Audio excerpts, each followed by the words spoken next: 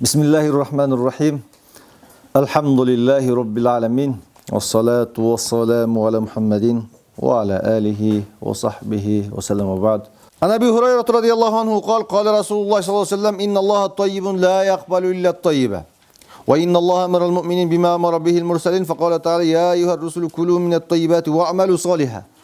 Ve kâle teâlâ ya eyyühellezîne âmenû kulû minet tayyibâti mâ razaknâkum. Thumme zekara racula yutilis sefara yeş'ase agbar yemud yedeyhi ilesseme ya Rab ya Rab ve mat'amuhu haramun ve meşrabuhu haramun ve melbesuhu haramun ve gızye bil haram fe enne yüstecebe leh ruvahul muslim. Abu Hurayra rivayet kılan hadiste Peygamberimiz sallallahu aleyhi ve sellem ayet otat. İnnallâhe tayyibun. Allah Teala taza aruzat. Allah Teala taza aruzat. La yakbalu illa tayyibe. Allah Teala çalan taza nerselerdi gana kabul alат dedi. En oğlu, en birinci adam balası niyetini tüzleş gerek. İçki niyetini tüzleş gerek. Allah üçün degen nerse oluş gerek. Jaratkan üçün, Allah üçün degen nerse oluş gerek. Okuatkan ilmimiz, bilimimiz, жақшылықтарыбыздың бары ne oluş gerek? Allah üçün degen nerse oluş gerek. İnnallaha la yakbalu illa tayyibe. Allah Teala İnnallaha tayyibun la yakbalu illa tayyibe. Allah Teala taza nerselerdi gana kabul alат dedi. Urdап алып кете, urdап алып, ondan keyin жақшылыққа қолданам. Urdап алып дегенде қылам деген сөз. Екіншісі şu тапқан нәрсебіз эмне болуш керек? Бере турган нәрсебіз таза болуш керек. Ару болуш керек, таза болуш керек. La yakbalu illa tayyibe. İnnallâhe emerel mu'minin bima emara bihil murselin. Құдай Таала момундарға, пайғамбарларға эмне буйруса, момундарға да ошол нерсени буйрду. Peygamberlerde ya yuhar rusul o peygamberler elçiler kulü minet tayyibati ve amelü salih. Taza nerseler tayyip taza nerselerdi jegile ondan jakşamal kıla dep kimlerge kayrıldı? Peygamberlere elçilerge. Ya eyyühellezine amenu kulü minet tayyibati ma razaknakum. Allah Teala momunlarga bizge kayrılıp o momunlar o adamlar o iman keltirgenler men sizlerge bergen rızkının emnesini jegile dedi. Rızkının tazasının adalını jegile dedi. Summa zakara rajul. Keyin bir kişini eskerdi. Uzun saparga çıkkan, жүдөгөн, çaң баскан. Анан колун асманга көтөрүп алып, ya Rab деп сурайт. Бирок жегени арам, ичкени арам, кийгени арам, арам менен чоңойгон. Ошол адамдын дуасы кантип? Ошол адамдын дуасы кабыл болобу? Деген суроону узатты.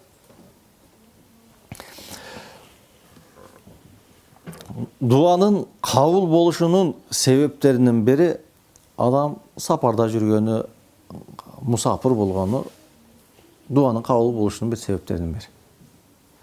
Üç adamdın duası kabul oldu. Şuların birisi kim? Musafirdin duası kabul oldu.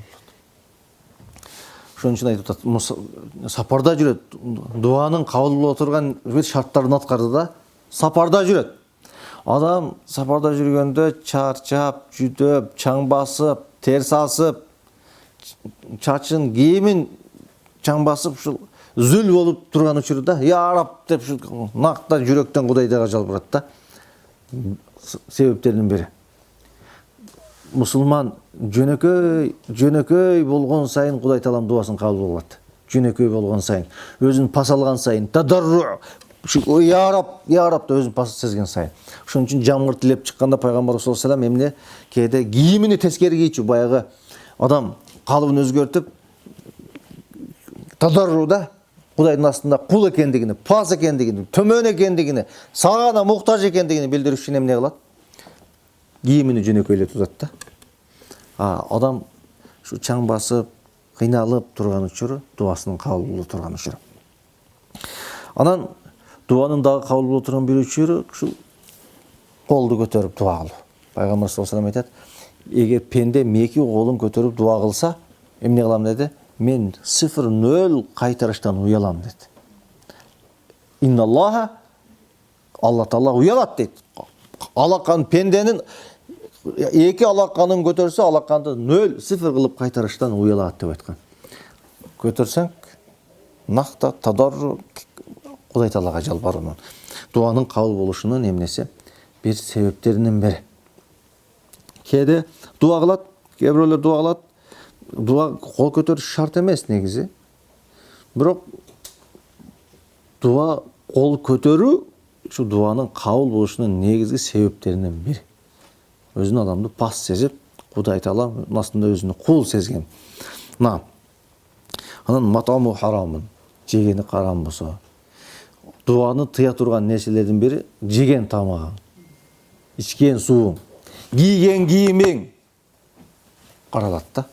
Ошон үчүн каяктан жеп атасың, каяктан кийинип атасың, ва гузия бил харам, арам менен чоңойгон. Болбосо анан ошолордун дуасы кантип кабыл болсун деп айтты. Хадистен алынып турган биринчи пайда. Биринчи пайда Алла Таала эмнени гана кабыл алат? Таза нерсени гана кабыл алат. Биринчи ички. Ошо ниетиң таза болуш керек. Экинчи, ошо бере турган нерсең эмне болуш керек? Таза нерсе болуш керек. Уурдап алып, басып алып, коркутуп алып жарабайт булардын баары. Берген нерсең эмне болуш керек? Таза, аарусу болуш керек. Алла Таалага илейхи ясаду калиму тайиб вал амалу салих ярфау. Алла Таалага эмне көтөрүлөт? Жакшы сөз, жакшы амалдар гана көтөрүлөт деп келет. Экинчи, якуну амал макбулан. كيف يكون عمل مقبولا طيبا من أعظم ما يجعل العمل المؤمن طيبا مقبولا طيب مطعمه وحله. Demek en birinci adamdın amalı kaçan kabul bolot? En birinci jеген тамагы эмне болуш керек? Адал болуш керек. Ичкен сууң адал болуш керек. Кийген кийимиң адал болуш керек. Канча жылдан бери бир адам ажылык кылат экен да. Hiç барса 5 жылдан кийин, 6 жылдан кийин барса деле баягы кичинекей бир дүкөнүнөн чоңой албай жетип жетпейт экен да. Анан 1 жыл барса ушунтай бутуна туруп байып кетиптир да. Ошондо мен канча жыл келдим. Hiç мындай жашооңдо береке болбоду эле. Быйыл келсем жашооң ушу береке болушу өнүгүпсүн, өсүпсүн. Не себеп десе айтат экен. Буга чейин бир аялым бар эле дейт экен да. Алып келген нерсеме hiç канаттанбайт эле. Көбүрөөк алып кел, алдайсыңбы, урдайсыңбы? Алып кел, бак, эркексиңби, бак дейт эле. Мен соодада кээде алдайт элем, башка кылат элем. Ушинтип жашоомду өткөрөт элем, жашоомдо береке болбойт дейт экен. Аялым былтыр көз жумуп кетти. Бир аял алдым. Ал аял мага арамдын кереги жок. Аз болсо дагы адалын таап кел деп чыгарат. Ошондон бери бир нерсени сатканда ант ичпей сатам, жалган айтпайм. Кудай Таалам жашоомо береке берет деген экен. Ырыскыда кээде канаат кылсаң, кээде ушул адал нерсени менен кылсаң, жашооңдо кадимгидей береке болот. Өсүү болот, өнүгүү болот, алдыга жылуу болот. Ошондуктан адал менен тапканга тырышышыбыз керек. Толтура. Эгерде табам десең, баягы туура эмес жол менен табам десең толтура да. Адам ойлойт да, ушинтип койсом эле ушул өсө берем, ушундай койсом, ушуну алдабай койсом, туура эмес кылсам, ушу ырыскым келбей калат деп жаман ойлойт да. Жок, тескерисинче да. Ошондой адам баласына жалган айтсаң, тапкандай көрүнөсүң да, бирок тапканыңда эмне болбойт? Береке болбойт, өсүү болбойт, өнүгүү болбойт. Ошондуктан аз болсо дагы адал болсун. Аз болсо дагы берекелүү болсун. Алла Таала жакшы нерселерди гана кабыл кылам деген. Амалыбыз, ички дүйнөбүз таза болсун, тапканыбыз адал болсун, жегенибиз, ичкенибиз адал болсун. Ант ичпе, жалган ичпе. Кээде соода кыласың да, келсең, мага пайда калбай калды. Мен көп жерде айтам, мен сиздин пайдаңызды сурап аткан жокмун. Мен өзүм мынча калгам дейт. Мен сизди канча калдыңыз деп сурап аткан жокмун. Мен сизге арзандатып бериңиз деп сурап атам мен сизденчи. Анан өзүңүздү жөндөн эле күнөөгө түртө бербеңиз. Мага бир аз арзандатып бериңиз деп атам. Өзүң канча калып келдиң деп сураган жокмун да. Кээде өзүбүздү жалган айтып, жөн эле жашообуздан берекебизди кетиребиз да. Сен канча койсоң коюп сата бер, мага арзаныраак бер деп атам да, качы. Ал мага пайда деле калбай калат. Анан өзүм мынча калам. Анан үстүнө мынча кошом, чын айтып атат, балким жалган айтып атат, балким кичине болбогон нерсе менен жашоосуна эмне кетирет? Берекесин кетирет. Ошондуктан инналлаха тойибун ла якбалу илля тойиба. Анан бизде кабыл албайт деген сөз бар го. Бул жерде бизде дагы бир хадис келет. Ла тaqbalu salatul mar'a allati zawjuha alayha saqit. Күйөөсү, ачуусу келген күйөөсү наразы болгон аялдын намазы кабыл болбойт деп келет да. Кээ бир хадистер бар. Бул деген сөз толугу менен кабыл болбойт деген сөз да. Толугу менен кабыл болбойт деген сөз. Кээде нафилер бар го. Кээде бүтүндөй нафи кылат, бар, жок деген сөз. Кээ бирөөлөр эмнесин кылат? Камал. Ла юмину ахадукум деп келет. Силер момун мусулман боло албайсыңар, бири-бириңерди жакшы көрмөй сайын деп, мисал үчүн. Ал деген сөз эмне деген сөз? Толук мусулман боло албайсың деген сөз. Ал мусулман болбой калдың деген сөздү ичине камтыбайт. Эми арам акча бар. Азыр бүгүн бул хадисти окугандан кийин биз билебиз. Мурдап алып койгон акчаң бар. Ээси билбейсиң да. Таап алган акчаң бар. Арамдан келип калган акча бар да. Бирок ээси ким экенин билбейсиң. Эмне кылабыз десе, кээ бирөөлөр садака кылабыз дейт. Кээ бир алымдар айтат, жок, садакаганга жарабайт, аны өрттөп жок кылыш керек дейт. Алла Таала жакшы таза нерсени гана кабыл алат, сен бул арам нерсеңди кабыл албай жок кылыш керек деген сөздү айткан алымдар бар. Бирок көпчүлүк алымдар айтат, ээсин таппасаң, эмне кыл? Ошол мал мүлктү ээсинин атынан эмне кыласың? Ээсинин атынан садака кыласың, кайрымдуулук кыласың, ошол ээси күтүлбөгөн жерден бир неме болсун. Анан апар өрттөп бергениң, апар жок кылып бергениң бул ысырап болуп эсептелинет. Ал акчадан, арам акчадан кутулуш үчүн ошол акчаны эмне кыласың? Апарып ошол адамдын атынан эмне кыласың? Кайыр садака кылып коесуң. Деп айтат. Бизде дуа бар. Дуа сыйлахил муъмин, момундун куралы бул дуа дейт. Кээде дуаларыбыз кабыл болбойт деп кайгырабыз. Дуаларды кабыл болуш үчүн дуанын кылына турган замандар бар. Дуа кыла турган жайлар бар. Дуа кыла турган учурлар бар. Ошол учурлар декке кетпеш керек. Ушул учурларды колдонуш керек. Дуанын кабыл боло тургандардын себептеринин бири бул эмне? Сапарда жүрөсүң, мусапырсың. Мен ойлойм, силердин көпчүлүгүңөр мусапыр болсо керек. Азыр дүйнө Кыргызстандын булуң бурчунан келип азыр мусапырбыз. Дуабыз кабыл боло турган учур, Кудай Таалага жалбар, көп дуа кыл. Дуанын кабыл боло турган учуру бир жакшы ишти кыл, жакшы иш кылгандан кийин Кудай Таалага жалбар. Садака кыл, садакадан кийин жалбар. Зикир кыл, зикирден кийин Кудай Таалага жалбар. Намаз оку, намаздан кийин Кудай Таалага жалбар. Жакшы иш кыл, жакшы иштин аркасынан дароо эмне кыл? Дуа кыл, дуанын кабыл боло тургандын себептеринин бири.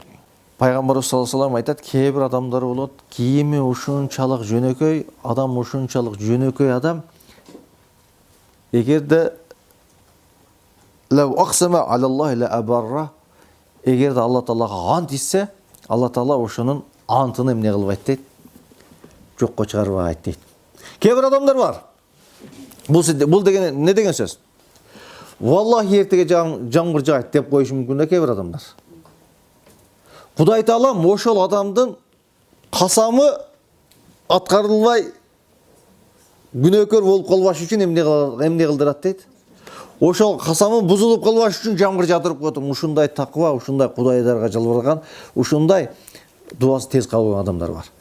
Адамдар ойлойт, мындай башка хадисте келет, адамдардын арасында адамдар тааныбаган, адамдар билбеген, адамдар пас сезген, жөнөкөй адамдар бар. Өзүн ушунчалык төмөн алып жүргөн адамдар бар. Дуасы ушунчалык тез кабыл боло турган адамдар бар. Кийиминин жөнөкөй болгондугу, дуа кылып атканда жөнөкөй болгондугу дуанын кабыл болушунун негизги себептеринин бири. Кудай Таалага жалбарып атканда. Inna Allah Ta'ala hayyun karim yastahi idha rafa'a ar-rajulu yadayhi an yaruddahuma sifran khayibatayn. Allah Taala берешен, уялчак зат. Пенде колун көтөрүп дуа кылса, анын эки колун сифир жок кылып кайтарып коюштан уялат деди. Талип илимдин, илим талап кылгандын, мусапыр болуп жүргөндөн мына силердин мен ойлойм дуаңар мустажаб. Кудай Таалага көп жалбарып дуа кылгыла. Элибиз үчүн, жерибиз үчүн, өзүң үчүн, ата-энең үчүн, мамлекетибиз үчүн, өзүбүз үчүн көп дуа кылалы. Дуа кылганда кайра дуа кылыш керек. илхах кылыныш керек жаратканга. Я Алла бер, о жараткан бере көр, о жараткан. Кудай Таалага кайра эмне кылыныш керек? Дуа кылыш керек. Бир кыз келип тур, мен дуа кылсам дуам кабыл болбойт го. Туура эмес түшүнүк да. Илхах кыл, кайра дуа кыл, кайра жалбар, кайра Кудайдан сура.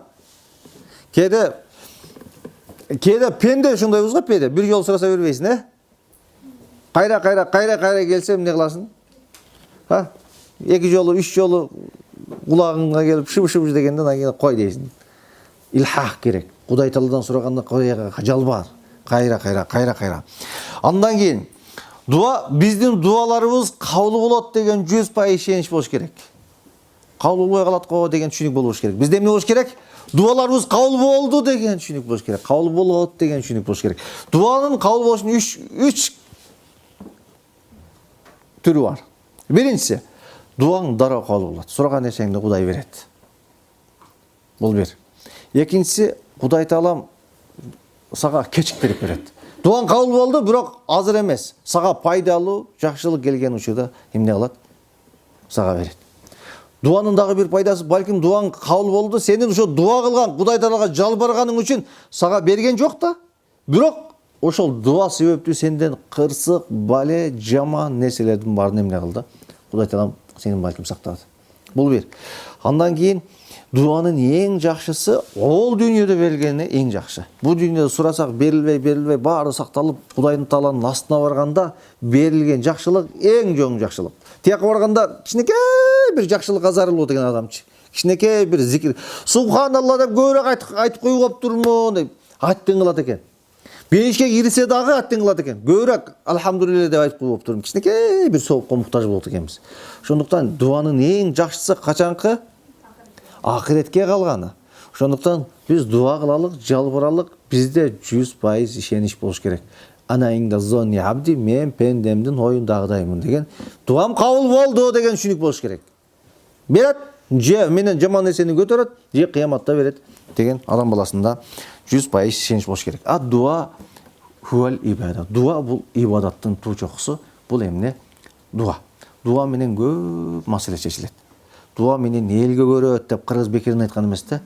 Дуа менен элге көрөт. Коратканга жалбарып көп дуа кыл. Кайсы бир адам менен мамилеңди түздөгүң келсе, ошол адамга кечинде туруп алып дуа кыл. Өкүң кушташтыңбы? Жакшы көрөсүң да, мамилең бирок жакшы келишпей атасың да. Ошол адамга дуа кыл. Туруп алып, Кудай ушунун күнөөсүн кечир. Иман бергин, инсап бергин, ийгилик бергин деп тиги адамга дуа кыл. Кадимгидей таасир болот, ортоңордогу мамиле кадимгидей күчөйт. Жакшы көргөн адамдарыңа дуа кыл. Ортоңдо проблема болуп аткан адамдарга дуа кыл. Жада калган болсо капырга дуа кыл. О Кудай Таалам, ошол адамга өзүң инсап бер, туура жол бер, иман бер деп жада калса, капыр адамга дагы мусулман адам эмне кылыш керек? Дуа кылыш керек. Дуалардын дагы бир ушундай кабыл боло турган учуру, жакшылык учурда Пайгамбар саллаллаху алейхи ва саллям айтат: Алла Таалага хамд айтылып, салават айтылгандан кийинки дуа кабыл болот. Дуанын башында хамд сана, пайгамбар дуанын башында Алла Тааланы мактап, салават айтып, дуанын акырында хамд айтып, салават айтсаң, дуанын кабыл болушунун шарттарынын бири. Дуаны кээде дуа кабыл болсун десең, атайын Алла үчүн деп бир аз болсо дагы 10 сом, 15 сом кайыр садака кыл, анан кайыр садакадан кийин дуа кыл да. Зикир кыл, зикирден кийин дуа кыл. Жакшылыкты дуанын алдында, артында жакшылыкты эрткенибиз жакшы болот. Пайгамбар саллаллаху алейхи ва саллям акырында суроосу келди. Фа анна юстажабала. Жеген ичкен арам болсо, кийим арам болсо, монус арам болсо, тигин арам болсо, дуасы кабыл болобу? Албетте андай нерсе дуасы кабыл болбойт. Ошондуктан кээде адам бир лукма арам нерсени жесе 40 күн дуасы кабыл болбойт деп келет. Бул деген сөз 40 күн дуа кылбай эле кой деген сөз эмес. Кимде ким арак ичсе 40 күн намаз кабыл болбойт деген сөз, бул 40 күн намаз окубай кой деген сөз эмес да, толук кабыл алынбайт да, намазың толук кабыл алынбайт, дуаң толук кабыл алынбайт деген сөздү айтат. Кудай Таалам баарыбызга адал рызкы берсин.